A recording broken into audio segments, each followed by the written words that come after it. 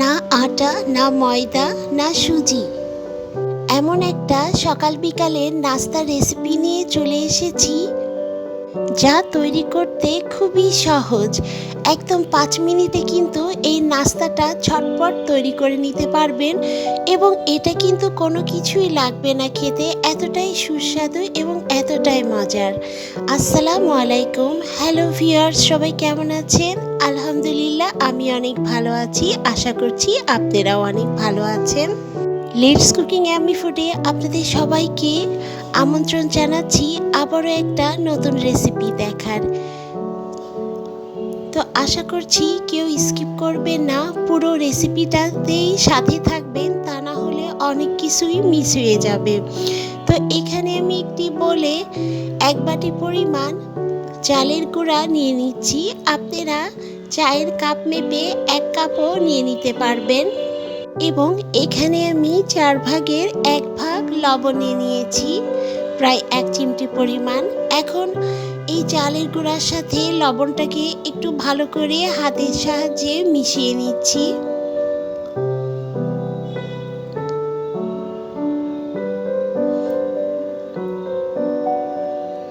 এখন আমি এখানে রুম টেম্পারেচারে একদম নর্মাল পানি দিয়ে একটু একটু করে আমি একটি ব্যাটার তৈরি করে নিব। এখানে আমি একটু একটু করে পানি দিব এবং এই ব্যাটারটাকে কিন্তু খুব ভালো করে কিন্তু হাতের সাহায্যে এভাবেই কিন্তু ব্যাটারটাকে তৈরি করে নিতে হবে। একবারে পানি দিয়ে কিন্তু ব্যাটারটাকে তৈরি করলে হবে না, তাহলে কিন্তু ভিতরে লাম্পস থেকে যাবে। রেসিপিটা দেখতে থাকুন, ধাপে ধাপে আমি আরও অনেক কিছু মিশাবো, তাই ভিডিওটা কেউ স্কিপ করবেন না।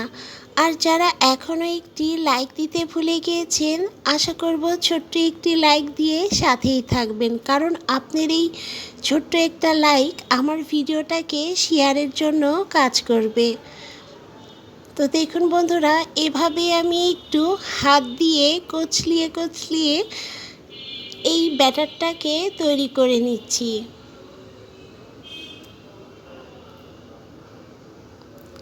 এবং আপনারা কিন্তু দেখে বুঝতে পারছেন এর ঘনত্বটা কেমন হবে। সকালে বা বিকালে চায়ের নাস্তায় এরকম ধরনের যদি একটি নাস্তা থাকে, আর কিছুই প্রয়োজন পড়বে না বন্ধুরা। এতটাই মজার এবং এতটাই সুস্বাদু এবং ঝটপট তৈরি করে নেওয়া যায়।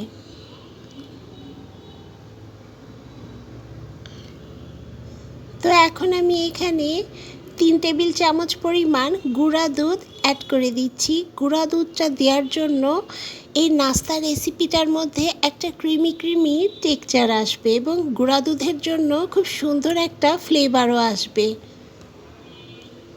এখানে আমি 2 টেবিল চামচ পরিমাণ চিনি অ্যাড করে দিচ্ছি। চিনিটা আপনারা যে যার টেস্ট অনুযায়ী অ্যাড করে নেবেন। এখন আমি খুব ভালো করে এই চিনি আর গুঁড়ো দুধের সাথে ব্যাটারটাকে মিশিয়ে নিচ্ছি।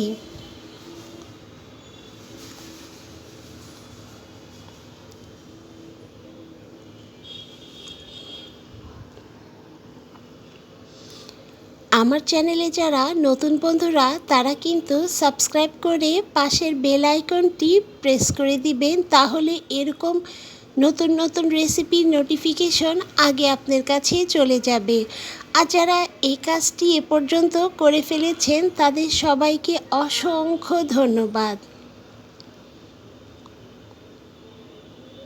তো দেখুন বন্ধুরা, এইভাবে আমি ব্যাটারটাকে তৈরি করে নিয়েছি এবং ব্যাটারটার ঘনত্ব দেখে বুঝতে পারছেন এটা কীরকম হবে। এখন আমি চুলায় একটি কড়াই বসিয়ে, কড়াইটা যখন একটু গরম হয়ে আসবে, তখন আমি এভাবেই এই ব্যাটারটা দিয়ে দিব। এখানে যদি আপনারা নাস্তাটাকে আরও বড় করে করতে চান, তাহলে ব্যাটারটা আরেকটু বেশি দিয়ে ছড়িয়ে নেবেন। আমি এই নাস্তাটাকে একটু ছোট ছোট করে করব বলে আজকে এইভাবেই আমি ব্যাটারটা দিচ্ছি। এবং এই ব্যাটারটা দিয়ে কিন্তু 2 মিনিট পর্যন্ত ওয়েট করতে হবে। 1 থেকে 2 মিনিট পর্যন্ত ওয়েট করলেই দেখবেন খুব সুন্দরভাবে ছিদ্রযুক্ত এই নাস্তা রেসিপিটা তৈরি হয়ে যাবে। তো এভাবে আমি এখানে কিন্তু কোনো প্রকারের তেল অ্যাড করি নাই, একদম তেল ছাড়া এভাবেই কিন্তু সমস্ত আমি নাস্তা রেসিপিটা তৈরি করে নিচ্ছি। এত সুস্বাদু এবং এত হেলদি একটা রেসিপি, আশা করব সবাই একবার হলেও বাসায় ট্রাই করে দেখবেন এবং খেতে কিন্তু অসম্ভব মজার।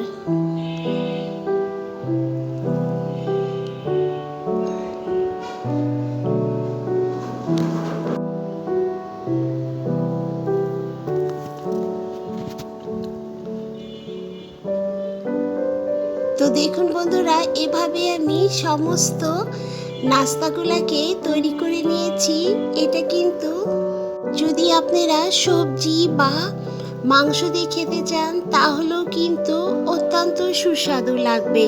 আর যদি কিছু নাও থাকে এমনিও কিন্তু খেতে অনেক মজার লাগবে।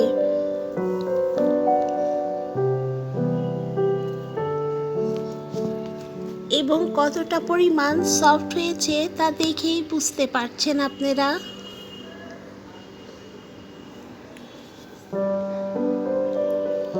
এবং দেখুন বন্ধুরা, কতটা সুন্দর পরিমাণ জালিদার হয়েছে।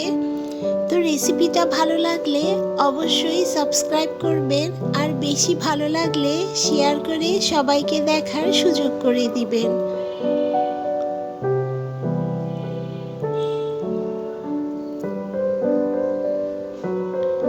আজকের মতো এই পর্যায়ে সবাই ভালো থাকবেন, সুস্থ থাকবেন এবং সাবধানে থাকবেন।